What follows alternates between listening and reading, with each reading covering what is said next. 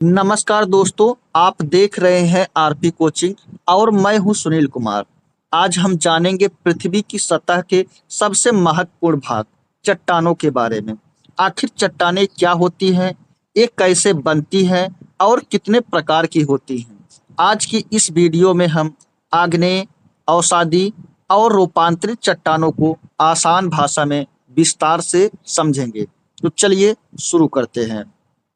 चट्टान यानी कि रॉक्स पृथ्वी की सतह पर मिलने वाले कठोर और मुलायम पदार्थ को चट्टान कहते हैं। पृथ्वी की सतह पर मिलने वाले जो चाहे कठोर हो चाहे मुलायम हो, इन सभी पदार्थ को क्या कहा जाता है? चट्टान कहते हैं। ये खनिजों का प्राकृतिक मिश्रण होती है, यानी कि इसमें बहुत सारे क्या मिले होते हैं? खनिज, जैसे सोना, चांदी, लोहा, तांबा, जिप्सम, कोयला, पेट्रोलियम, बहुत सारे खनिज इसमें क्या होते हैं? मिले होते हैं। पृथ्वी की भूपर्पटी यानी कि क्रस्ट मुख्य रूप से चट्टानों से ही बनी है। यानी कि जो हमारी पृथ्वी है, इसकी सतह, जो क्रस्ट जिसे भूपर्पटी कहते हैं, वह किससे बनी है? इन्हीं चट्टानों से बनी है। चट्टानों का वर्गीकरण। चट्टानों को निर्माण प्रक्रिया के आधार पर 3 भागों में बांटा गया है। किसके आधार पर इसको बांटा गया है? निर्माण प्रक्रिया के आधार पर कितने भागों में बांटा गया है? 3 भागों में बांटा गया है। पहला कौन सा है? आग्नेय चट्टान, दूसरी है अवसादी, तीसरी है कायांतरित या रूपांतरित। 3 प्रकार हैं किसके? चट्टानों के। सबसे पहले कौन सी है? आग्नेय चट्टान, यानी कि इग्नियस रॉक्स। इन्हें प्राथमिक चट्टान भी कहा जाता है। किसको कहा जाता है? आग्नेय चट्टान को। क्यों कहा जाता है? क्योंकि इसका निर्माण कैसे हुआ है? ज्वालामुखी के क्रिया से। ज्वालामुखी क्रिया से मतलब यहाँ से क्या निकलता है? लावा, और यही लावा ठंडा होकर क्या बना है? इग्नियस रॉक्स यानी आग्नेय चट्टान।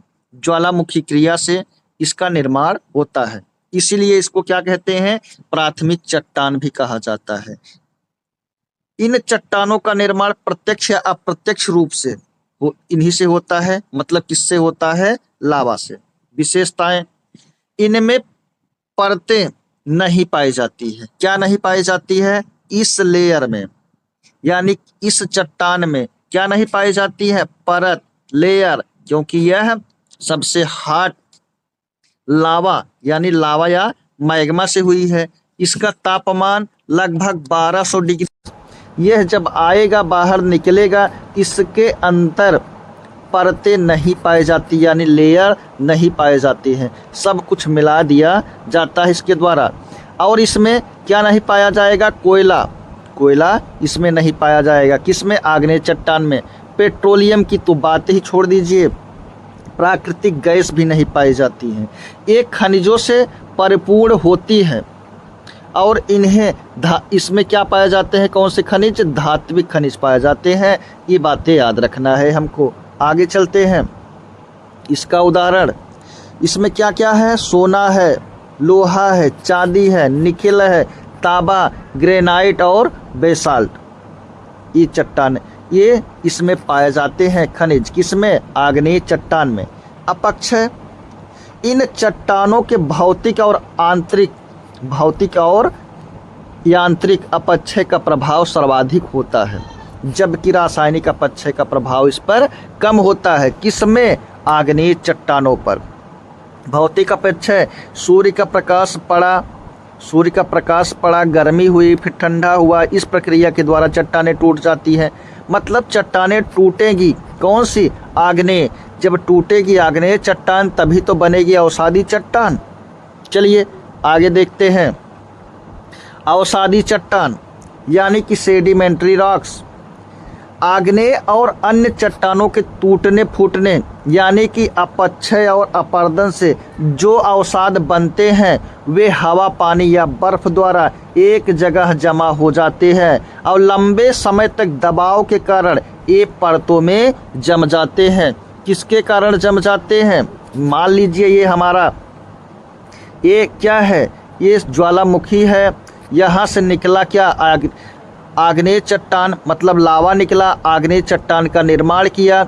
अब इसके बाद ये क्या होगा, ये चट्टान टूटेगी, ये आग्नेय चट्टान क्या होगी, टूटेगी। कैसे टूटेगी? भौतिक प्रक्रिया, रासायनिक प्रक्रिया या जैविक प्रक्रिया।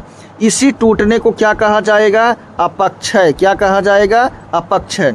जब अपक्षय हुआ, अपक्षय के बाद ये चट्टानें कहीं दूर ले जाई जाएगी। और किसके द्वारा?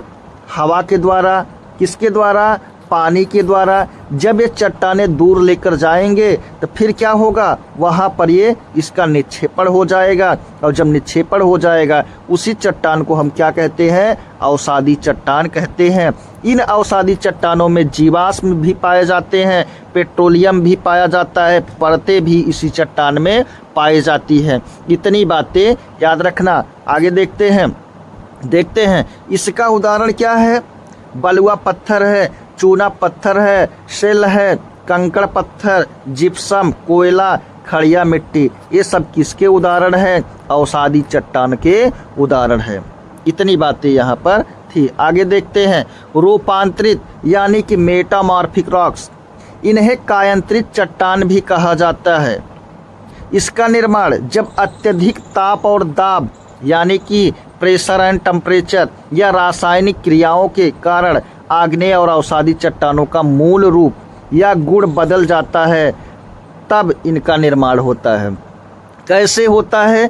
ये जो चट्टान, चाहे अवसादी चट्टान है चाहे आग्नेय चट्टान है, इस पर जब ताप और दाब पड़ेगा तब फिर ये किस में बदल जाएगी? रूपांतरित, मतलब इनका रूप बदल जाएगा। इसी को क्या कहते हैं? मेटामॉर्फिक या रूपांतरित या कायांतरित चट्टान कहते हैं। इसकी विशेषता, ये चट्टानें बहुत कठोर और रवेदार होती हैं। इसमें भी जीवाश्म नहीं पाए जाते हैं, ये भी याद रखना है। इसमें पेट्रोलियम, इसमें कोयला नहीं पाया जाएगा। आगे देखते हैं इसका उदाहरण चूना पत्थर। चूना पत्थर किस में बदल जाएगा? चूना पत्थर तो अवसाद है, किस में बदल जाएगा? संगमरमर, ग्रेनाइट, नाइस में, स्लेट में। ये सारी बातें हो गई। दोस्तों, ये रहा आज का हमारा वीडियो। पसंद आया है तो एक लाइक तो बनता ही है। आरपी कोचिंग के साथ मैं सुनील कुमार। धन्यवाद।